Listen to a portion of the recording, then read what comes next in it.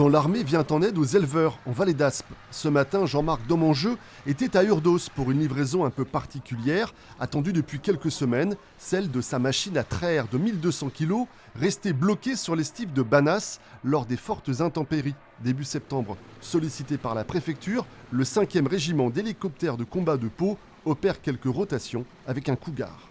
C'est une machine pour traire les vaches. Elle ne tiendrait pas le coup en haut avec le poids de la neige. Il y a plusieurs mètres de neige l'hiver en altitude. Il faut la remettre en état. Je ne sais pas si elle est même réutilisable. On avait besoin de moyens de portage spécifiques. Et ces moyens de portage, seule l'armée peut les proposer. La semaine prochaine, on poursuivra les opérations. L'idée, c'est que les éleveurs puissent poursuivre leur activité dans les prochains mois, donc en pleine, avec les outils, les moyens dont ils ont besoin.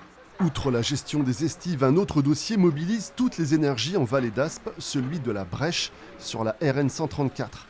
Et vu d'en bas, on mesure mieux l'ampleur du chantier lancé en début de semaine, remonter 30 000 tonnes de matériaux pour combler une partie du trou gigantesque avant de consolider la route, avec un objectif annoncé par les services de l'État, une réouverture au trafic début janvier. Cet objectif de rétablir le plus tôt possible la circulation sur la RN 134.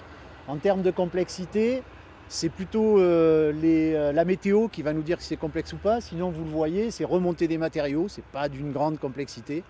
Si la météo, effectivement, ne nous joue pas des mauvais tours. Enfin, pendant les travaux, à noter qu'un chemin piéton sera bien conservé pour les travailleurs transfrontaliers qui transitent quotidiennement par la Vallée d'Aspe.